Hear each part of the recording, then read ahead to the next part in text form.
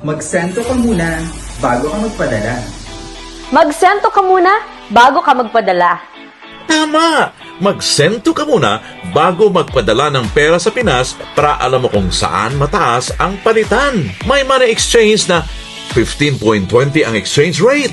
Sa iba naman ay 15.45. Sa bangko naman ay 15.75.